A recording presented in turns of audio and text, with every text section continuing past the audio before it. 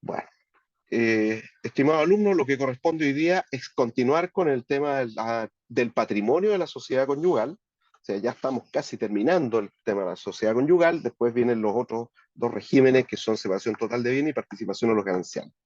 Pero viene reservado a la mujer casada, lo vamos a tratar dentro del patrimonio de la sociedad conyugal por el efecto que ya conocemos. Es decir, la posibilidad que tiene la mujer casada en sociedad conyugal o sus herederos de renunciar a los gananciales o aceptar tales gananciales.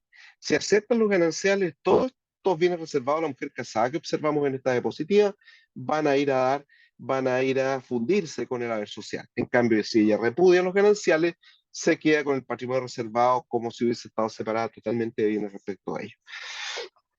Así que este es un tema que se debe tratar dentro de la sociedad conyugal y no aparte, como podría ser una primera impresión.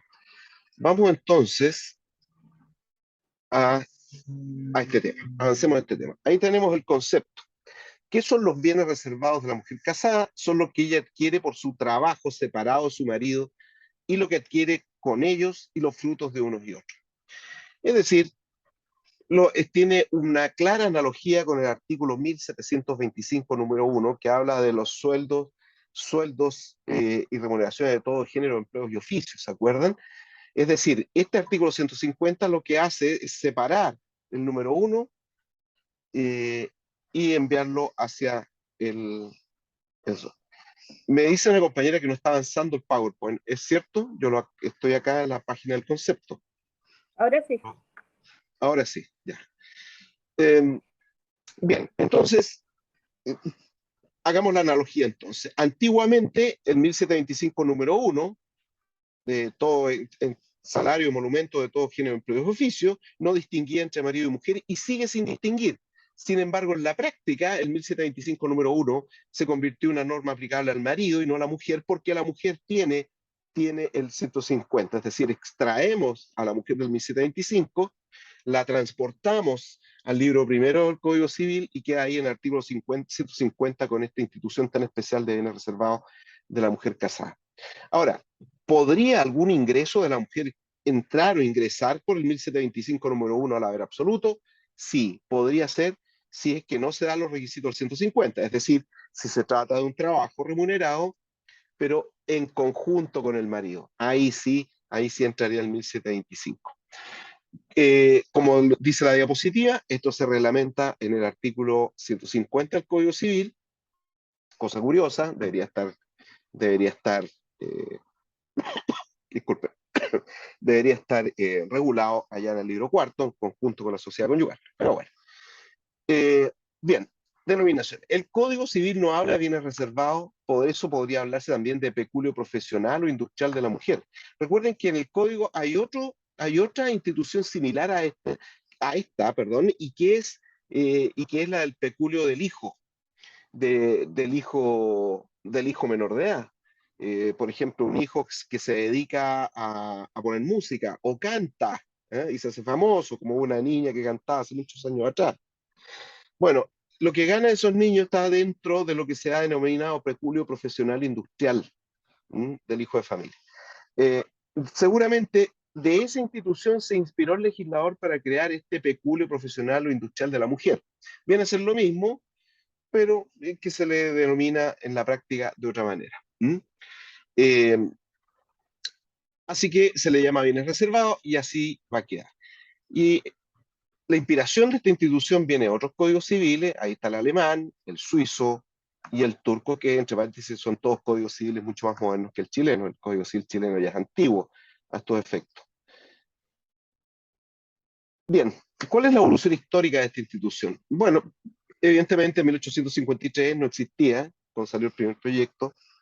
Recordemos que el código comenzó a regir el 1 de enero de 1857, así que ahí en 1853 estamos hablando de los proyectos.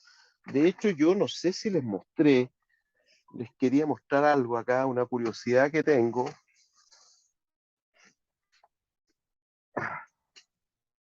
Este es el proyecto de Código Civil de 1853. No sé si se alcanza a ver. Este lo encontré por ahí. No, esta es una fotocopia, entre paréntesis, una muy buena fotocopia, ¿sí? Se fue hecha del original. que yo encontré en un museo de pueblo ahí en el sur de Chile. Está con notas de algún abogado decimonónico. Pero es un proyecto. Marzo de 1853, este de acá.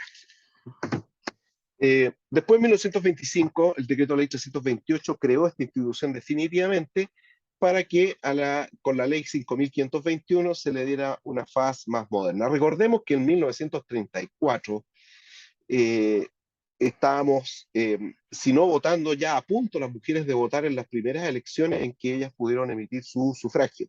El mundo estaba cambiando, cambió mucho entre el año 1900 y 1934, sobre todo después de la Primera Guerra Mundial, en que los movimientos sufragistas, a Dios gracias, tomaron carta en el asunto y pelearon por los derechos de las mujeres. Uno de ellos era precisamente los derechos políticos. El otro, esta institución decimonónica, que era la sociedad conyugal, que trataba a la mujer como si fuese una menor de edad. Bueno, una forma de salvarla de esto fue crear la institución del patrimonio reservado. Una institución que sigue plenamente vigente, puesto que, eh, como vamos a observar, se usa todos los días. ¿Qué características tiene este patrimonio reservado? De partida es un patrimonio. Eso significa que siendo un patrimonio, tiene su propio activo y pasivo. En este sentido, podríamos agregarlo como una universalidad jurídica distinta o que se agrega, mejor dicho, a aquellas que tradicionalmente se han nombrado como tales, universalidades jurídicas, que son tres en nuestro derecho civil chileno, que son comunidad que da a la disolución de la sociedad conyugal, comunidad que da a la muerte de una persona, o sea, comunidad hereditaria, y eh, comunidad que da a la disolución de sociedad civil o comercial. O sea, sociedad conyugal, sociedad comercial y comunidad hereditaria. Esas son las tres universalidades que el código regula. Y son universalidades porque tienen activo y pasivo internos. Bueno, aquí también. Aquí se da una cosa rara, y es que la mujer tiene su propio activo y pasivo propio, eh, que no se conecta con los bienes que son propios de ella, pero que están administrados por el marido. ¿Se dan cuenta? Entonces aquí tenemos una cosa rara, una persona tiene dos patrimonios, tiene dos activos y pasivos distintos. Vamos a matizar estas palabras en todo caso con las reglamentaciones especiales del caso. ¿A quién le interesa más esto? Por supuesto al acreedor de ella o al acreedor de él. El acreedor de él o de la sociedad conyugal querrá saber si tiene acceso a los bienes del patrimonio reservado a efectos de embargo, y el acreedor del patrimonio reservado querrá saber si tiene acceso a los bienes de la sociedad conyugal para efectos de embargo, y por otro lado, ambos acreedores mirarán con malos ojos que el acreedor del otro patrimonio tenga acceso a los bienes del patrimonio donde él sí tiene claramente un derecho. Porque usted sabe, el león le gusta comerse solo el venado, no le gusta que venga otro león y se lo coma. Así que tenemos las dos posibilidades. Podemos tener acreedores enfrentados entre sí, excluyéndose mutuamente de devorar un determinado bien a efectos de embargo. Así que tienen su activo y pasivo propio, su deuda propia, y por lo tanto los bienes de ese activo responderán de sus propias deudas y no de deudas que estén en otro patrimonio. Por eso es importante el decir que es un patrimonio especial. Ahora, es un régimen especial de administración de bienes sociales. Esto a propósito de lo que les dije al comenzar esta grabación, y es que la administración, en que estos bienes son bienes sociales, pero son administrados por la mujer de manera completamente separada, con su propio pasivo, pero ellos no dejan de ser, en todo caso, o están incluidos entre los bienes sociales potencialmente. Potencialmente digo porque todo dependerá de lo que suceda al terminar el régimen, es decir, si la mujer acepta o repudia los gananciales. Constituyen también una protección legal a la mujer. Solo la mujer puede tener bienes reservados, y es obvio y es lógico porque es el marido quien administra los bienes propios de ella, no solo los bienes sociales, sino que los bienes propios de ella. Parece entonces justo y necesario que la mujer tenga esta especial facultad, que en realidad la pone más que protegerla, la pone en una posición de especial ventaja, puesto que, como ya hemos dicho en otras clases, al terminar el régimen, generalmente por muerte o por divorcio, ella podrá elegir si se funde con los bienes sociales o se queda con el patrimonio reservado. Entre paréntesis, entre paréntesis, esto es una especial buena decisión, o una decisión a tomar, mejor dicho, cuando se trata de divorcio. Porque si la mujer tiene patrimonio reservado ¿Mm? Y además hay bienes sociales, muchas veces como parte del acuerdo de divorcio, de la indemnización que se paga por el divorcio, en el divorcio, se le deja uno de los bienes que eran sociales a la mujer, ya sea cargándolos con un derecho real de usufructo, uso de habitación, o derechamente transfiriendo el dominio en virtud de la sentencia, o sea, del acuerdo de las partes, refrendado por la sentencia. Entonces, esta sería una manera en que la mujer se queda con su patrimonio reservado y, en virtud de la sentencia de divorcio, se queda también con el principal bien social que es la casa. ¿Mm? Y es transferida a la mujer en virtud de esta sentencia, lo cual debo decir, entre paréntesis, podría perjudicar gravemente a los acreedores del marido. ¿Mm? Pero en este caso, al ser una transferencia que se hace en virtud de esta figura legal, no procedería de ninguna manera una acción paulina revocatoria y, como decíamos en clases anteriores, este sería un caso en que claramente los intereses de terceros acreedores se ven perjudicados, ya que se saca un bien relevante del activo social, pero como se saca en virtud de una sentencia, no hay nada, el acreedor no tendrá que dar nada que decir y no podrá invocar la norma que sí lo favorece cuando se trata de separación total de bienes convencionales. ¿Mm? Por otro lado, opera de pleno derecho. La mujer no necesita quemar incienso y alabar a los dioses para que comience a operar el patrimonio reservado a la mujer casada. Si está casada en sociedad conyugal y se cumplen los requisitos, es decir, trabajo separado del marido, porque gana dinero, obviamente, bueno, tiene patrimonio reservado. Esto nos lleva a una circunstancia muy especial o curiosa, que es que toda mujer, no importa la cantidad de bienes que tenga, no importa lo millonaria que sea, no importa el sueldo estratosférico millonario que reciba todos los meses de soltera y que ahora sigue siendo casada, no importa, en el momento en que se casa, fíjate, el momento en que se casa, el patrimonio reservado es cero.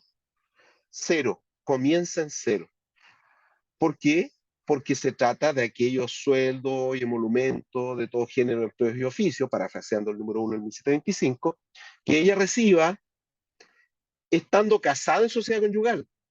Por lo tanto, no podemos colocar, meter, ingresar al patrimonio reservado bienes que la mujer tenía de antes de casarse, porque eso sigue en el destino normal de bienes muebles o inmuebles, al haber absoluto relativo, según el 1725, y con las excepciones del artículo 138 y 138 bis que hayan operado, y, y con los aspectos que se hayan tomado en cuenta en los pactos previos al matrimonio. Por último, es una institución de orden público, es decir, que es una institución que no puede ser renunciada, derogada, modificada, sujeta a plazo, condición, modo. En ese sentido, al ser una institución de orden público, como lo son muchas de las instituciones del Código Civil, no puede renunciar a ellas la mujer. Por ejemplo, yo podría renunciar al precio de la compraventa si es que pactado tal precio, realizada la compraventa, tú no me pagas, eh, me, te acerca a mí y me dice, ¿sabe qué? No le puedo pagar. Me perdona la deuda y yo podría decirle, te perdono, hijo mío, así lo bendigo, perfectamente posible, porque la norma que establece que yo tengo derecho a cobrar el precio es una norma de orden privado, es decir, renunciable por las partes. Pero cuando se trata de normas de orden público, esto no es posible. Esto es mucho más común en derecho de familia que en derecho civil patrimonial común y corriente. Eh, Ansel, ¿cuáles son los requisitos del patrimonio reservado? Aquí tenemos los 4 requisitos a la izquierda y vamos a ir viendo cada uno de ellos según lo que se está observando. Primero, que la mujer trabaje, que tal trabajo sea remunerado, que se desarrolle durante la vigencia de la sociedad conyugal, no antes y no después, y por cierto que sea separado del marido. Te diría que el último requisito podría ser el más complicado. Primero, vamos al trabajo. El trabajo de la mujer es la única fuente de bienes reservados. Por tanto, si ella hereda bienes, por ejemplo, o le son donados bienes, estos van a tener el destino que establece la norma general, dependiendo si son muebles o inmuebles, entrarán al haber social relativo o entrarán al haber propio de la mujer y seguirán siendo administrados por el marido. En cambio, acá no. Aquí solamente bienes producto del trabajo de la mujer. Eh, Ahora, ¿con qué bienes se paga el trabajo de la mujer? Bueno, puede ser con dinero o puede ser con, como se hacía antiguamente, las salitreras, en principios del siglo XX, con vales o fichas. Bueno, no importa el bien de que se trate, el trabajo de la mujer debe ser remunerado, es decir, de obtener una contraprestación por su trabajo. Por ello, el trabajo en una ONG, el trabajo en las Damas de Rojo, de Verde, de Azul, el trabajo en la Cruz Roja, el trabajo en el Hogar de Cristo, eso, a pesar de que, claro, es trabajo, en el sentido de que conlleva un esfuerzo, no es remunerado y por lo tanto no te hace incrementar tu patrimonio. Aquí estamos hablando de platita, no estamos hablando de méritos para ganarse el cielo. Eh, Así que trabajo de la mujer. Obviamente este trabajo puede ser un trabajo dependiente o independiente, puede ser como empleada de una persona en una empresa, como también podría ser como independiente, como abogado, como médico, como contadora, qué sé yo, como vendedora de cosas por Facebook Market, qué sé yo, cualquier cosa. Después, decíamos, remunerado, debe producir bienes. Eh, esta producción de bienes puede ser permanente o accidental. Es decir, si una vez al año vendo quesos por Facebook, ¿m? También es un ingreso que entra al patrimonio reservado. Puede ser profesional, industrial, agrícola o comercial. Lícito e ilícito, dice. Público o privado. Bueno, aquello ilícito no lo vamos a reservar, no voy a decir nada, porque daría para decir varias cosas. Pero lo que no califica para trabajo remunerado son las labores domésticas, es decir, las labores que desarrolla la mujer dentro del hogar y los trabajos de beneficencia, es decir, el trabajo para ONGs, pero esas ONGs sin fines de lucro, por supuesto, no las fundaciones que tienen fines espurios. Ahora, respecto de las labores domésticas, hay un fuerte movimiento político e ideológico en este momento en varios países del mundo, incluyendo Chile, respecto de que se le dé una valoración en dinero al trabajo que realizan las mujeres en sus propios hogares. Ahora, esto por supuesto tiene dificultades de cálculo que pueden ser bastante fuertes. Solo dejaré, y esto da lugar a subsidios, a pagos, etcétera, todos pagados por supuesto con fondos del Estado y finalmente con los impuestos de todos los ciudadanos. Eh, diré, diré que en lo personal, aunque las labores domésticas son extremadamente agotadoras, trabajosas y muy poco apreciadas por el resto, eh, no son remuneradas. Por lo tanto, cualquier remuneración que se quiera reconocer vía subsidio va a tener que salir de los impuestos de cada uno de los ciudadanos. Así que, y su cálculo va a ser bien complicado. En todo caso, más allá de esta disquisición, no es un trabajo directamente remunerado porque se impongan imposiciones o que se giren boletas de honorario, por lo tanto, lo que puedas ganar ahí, que es cero, hasta el momento no da lugar al patrimonio reservado. Vamos al tiempo, en qué momento se debe estar desarrollando este trabajo para que de lo que ingrese en virtud de él dé lugar al patrimonio reservado. Fíjate que si tú eres mujer, eres abogada, joven, soltera, estás trabajando y estás ganando un sueldo como abogado o estás ganando honorarios como abogado, ya sea hayan sido pactados cuotalitis o como tipo asesoría con un pago mensual, tendrás que estar al momento en que se prestó el servicio. Fíjate lo que dice, vamos viendo. Bienes adquiridos durante la soltería de la mujer no ingresan a los bienes reservados. ¿Y por qué dirás tú que injusticia? Bueno, porque está soltera. Y si está soltera, no hay sociedad conyugal. Si no hay sociedad conyugal, no hay marido que administre los bienes propios de la mujer. Ella misma administra sus bienes. Entonces no hay lugar al patrimonio reservado. No tiene justificación. Por lo tanto, evidentemente, en ese tiempo de soltería, todo lo que ingresa es administrado por ella misma, con absoluta libertad, se casa en sociedad conyugal y tales bienes que ya había adquirido ingresan al haber social o al haber propio, dependiendo de sus muebles o inmuebles, según las reglas que ya estudiamos en anteriores sesiones, y son administrados por el marido. Así que, y ahí comenzamos en cero, el contador comienza en cero. Y aquí nos dice nomás, se debe atender al momento en que se prestó el servicio. Fíjate la diferencia, porque cuando hablábamos de, en el haber absoluto, haber relativo, hablábamos de, por ejemplo, los frutos civiles o frutos naturales, hablábamos del devengo. ¿Mm? Es decir, el devengo decíamos que es una palabra que nos indica que una determinada obligación ya es cobrable o ya es exigible. Eso es lo que sucede con las rentas de arrendamiento. Si yo me casé el 1 de enero, todas las rentas que se devengaron antes los tomamos como dinero, bien mueble o dinero, que al casarme ingresa al haber relativo. Si se devengó después, ingresa al haber absoluto como fruto. Bueno, resulta que a veces uno se casa, una persona se podría casar, y las rentas de arrendamiento de antes del matrimonio todavía no se las han pagado, y se las pagan después. Al haber se le pagado después, ingresan al haber absoluto. No, dijimos que en ese caso ingresaban al haber relativo, porque se habían devengado antes de que comenzara el régimen. Bueno, ahí entonces el punto clave, la palabra clave era devengado. En cambio acá, el punto clave es momento en que se prestó el servicio. Si el servicio realizado antes de casarse y pagado después, es haber relativo. Si el servicio es realizado y pagado después de casada, entonces el patrimonio es patrimonio reservado. Pero fíjate tú que aquí dice servicio realizado antes de casarse y pagado después, haber relativo. Y eso aparentemente se contradice con aquello de devengado que aprendimos en el artículo 1725. ¿Y por qué? Porque esta es una norma posterior y aparentemente usa un lenguaje distinto, lo cual implica que tenemos que interpretarla de una manera, digamos, más generosa, buscando cuál es el exacto sentido de la ley para que no se contradiga con la otra. Recuerden que todas las normas de una ley pueden interpretarse en virtud de las normas de la misma u otras leyes, eh, para saber cuál es su exacto sentido. ¿Qué pasa si dejó de trabajar la mujer? En ese caso, el patrimonio reservado se mantiene aunque haya cesado la actividad. Porque fíjate, la actividad te indica, remunerada indica que entran bienes, pero la mantención de tales bienes del patrimonio reservado está dado simplemente por su calidad de mujer casada en sociedad conyugal.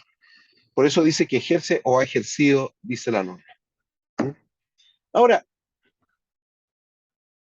último requisito, que el trabajo sea separado del marido. Esto se tomó de la ley francesa del año 1907 y se incorporó por esta ley 5.521. Recordemos que a la altura de la ley 5.521, campaba a sus anchas el profesor Claro Solar con sus 17 tomos de Derecho Civil, del Tratado de Derecho Civil, que está mayormente basado en autores franceses. Por lo tanto, las leyes francesas en materia de derecho civil eran tomadas muy en cuenta. Hoy en día se toma mucho más en cuenta, diría yo, leyes españolas y alemanas. Alessandri dice, hay trabajo separado de la mujer y del marido siempre que no trabajen en colaboración, aunque reciban una remuneración común, que no trabajen en colaboración. Ahora, esto puede ser curioso, pero te doy ejemplos claros. La mujer trabaja en Coca-Cola y el marido trabaja en Pepsi. Obviamente, ambos tienen trabajo separado. ¿Mm? ¿Qué decir? Te doy un caso que es un poco más confuso. Marido y mujer trabajan en la misma oficina de abogado, pero con casos separados. Sin duda es un poquito más dudoso, pero al final la conclusión es un trabajo separado del marido. Pero a marido y mujer trabajan en la misma oficina y llevan casos en conjunto. Ah, ahí ya no creo yo, nos encontramos en el artículo 1725, número 1, es un salario o emolumento que no cabe en la excepción, porque recuerda una cosa, el artículo 150 establece una excepción y por lo tanto se debe interpretar de manera restrictiva. La regla general es el 1725 número 1, la excepción es el artículo 150. Si no se dan los requisitos específicos que están ahí a tu izquierda en la pantalla de esta excepción, automáticamente volvemos a la regla general del 1725 número 1. ¿Qué significa trabajo separado al marido? Es algo que tendrás que ver entonces en cada caso, porque en ciertas situaciones podría no ser tan claro como el caso del marido que trabaja en Pepsi y la señora que trabaja en Coca-Cola, o al revés. ¿Eh? Bien, ahora, como este patrimonio reservado es un patrimonio, tiene activos y pasivos. ¿Cuáles son los activos, los bienes reservados? Lo primero que debe quedarnos claro es que es el salario o monumento. Ni siquiera lo dice ahí. Eh, pues seamos sinceros, a nadie le duele el sueldo más que unos días en el bolsillo o en la cuenta del banco. Lo que se hace con el dinero es adquirir bienes. ¿Mm? Esos bienes son los que integran el activo. Bienes que la mujer obtenga de su trabajo, sean muy valiosos y permanentes como una casa, sean tan transitorios como un yogurt o un plátano.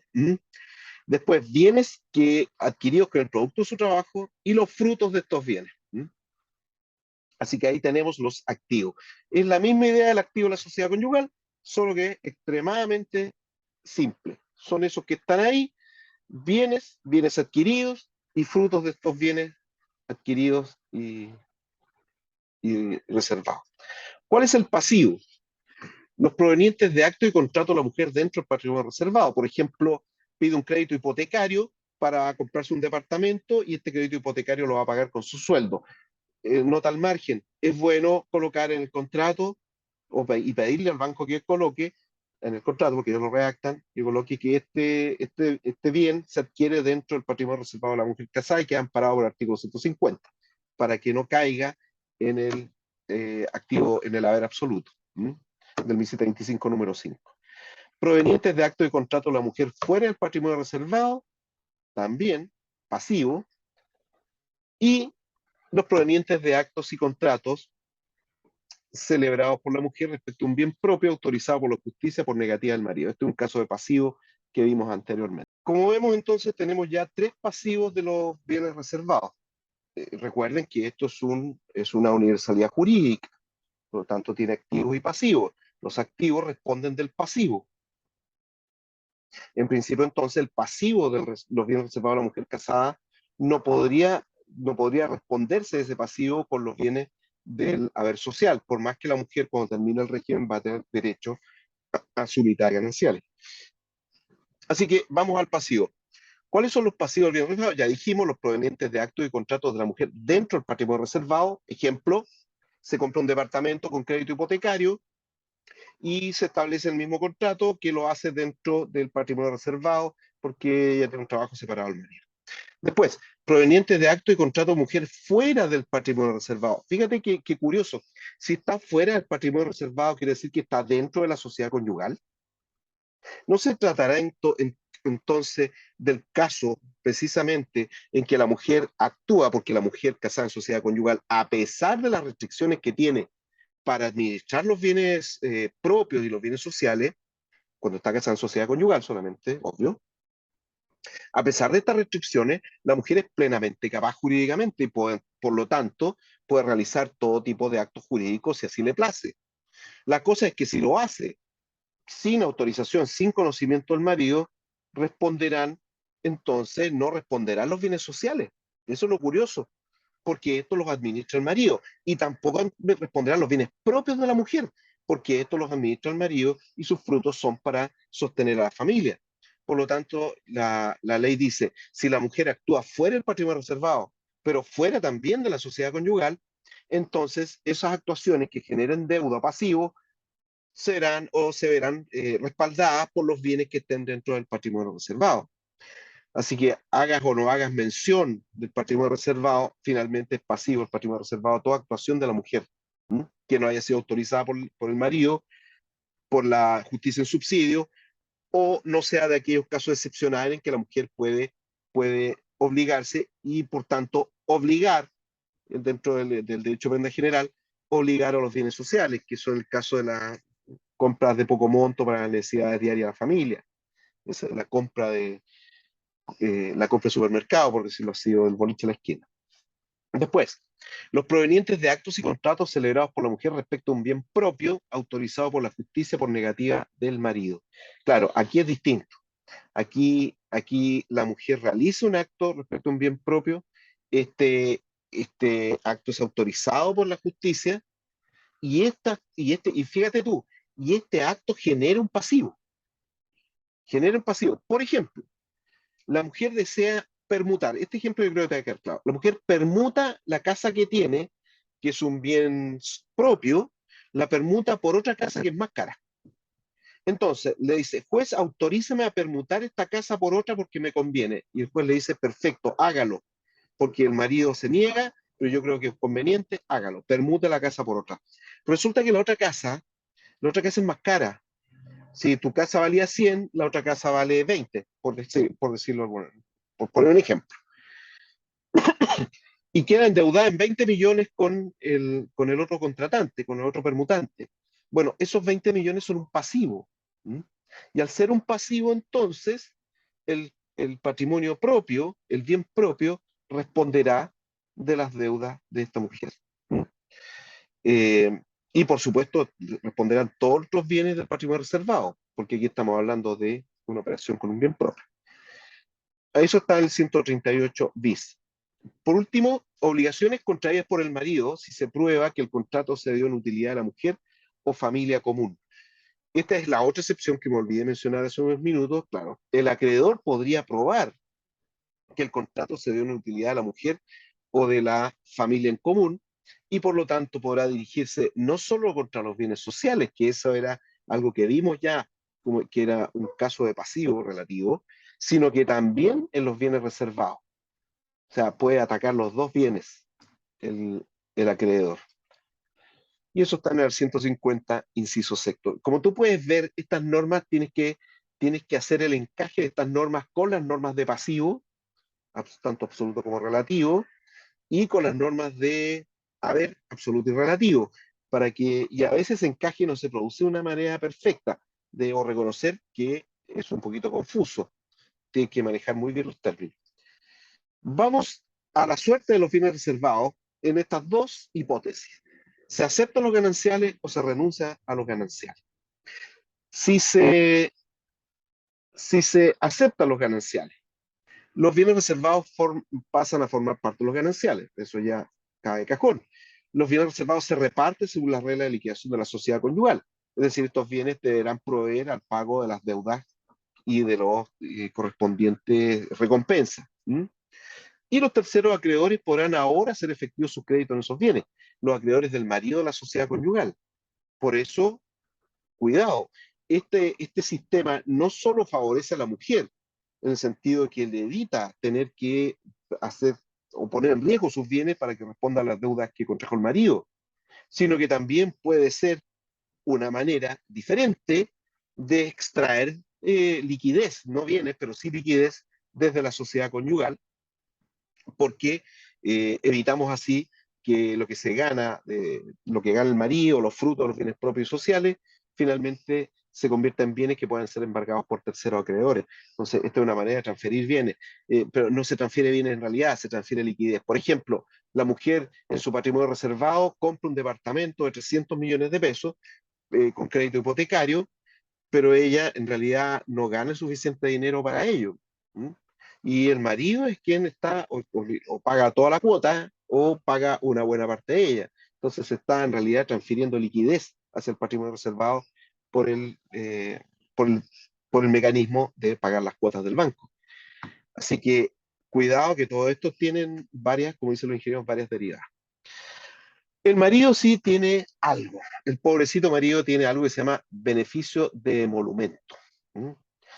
A favor del marido. El beneficio de emolumento está en dos partes en el código. Ahí, esta es una. El otro beneficio de emolumento ustedes lo estudiaron allá en Derecho a las Obligaciones, así que no me voy a referir a él. Pero acá en este contexto funciona de la siguiente manera. El marido responde hasta la mitad del valor de los bienes que existan al disolverse la sociedad. Fíjate, no la mitad del valor de las deudas de la mujer, ¿sí? Sino que hasta la mitad del valor de los bienes, contra tercero y contra la mujer. ¿Por qué? Porque es una manera de evitar que las deudas de la mujer simplemente se coman o devoren completamente el haber social. Si no, sería un poco corto. Este es el único, es uno de los pocos mecanismos que tiene el marido para defenderse en este caso, porque recuerden aquí es la mujer la que tiene todos los beneficios de la ley. Otra cosa que puede hacer la mujer o sus herederos, y recuerden que para los herederos esto es un derecho que es perfectamente divisible, cada uno de ellos puede aceptar o renunciar gananciales según estime, que pueden renunciar a los gananciales. Disculpen. Vamos viendo. Los bienes reservados no entran a los gananciales y la mujer o sus herederos se hacen dueños definitivos e inmediatos. Esto es importante porque esto significa que estos bienes, si murió el marido, por ejemplo, ¿sí? Y la mujer ya no está casada en sociedad conyugal, la mujer puede entonces renunciar a los gananciales y 100% de los bienes obtenidos, los bienes reservados, son de ella y no entran a posesión efectiva. Fíjate tú. En cambio, si la mujer acepta los gananciales, estos se funden con la sociedad conyugal y aunque estén a nombre de ella en el conservador y en el registro de vehículos motorizados o en los registros de accionistas, las sociedades anónimas, a pesar de que estén a nombre de ella, son parte de la herencia, mitad y mitad, y por lo tanto deben incluirse en la sociedad conyugal. Ahora, muchos no le incluirán haciéndose los tontos, ¿no? Pero si son bienes cuantiosos y te llega a pillar el servicio de impuesto interno y de que no pagaste impuestos por no incluir estos bienes, hasta reza porque no te pillen. Lo otro es que puede ser que a alguno de los otros herederos no les parezca, diga, bueno, tú aceptaste los gananciales, tienes que incluir tu casa, tu auto y tus acciones.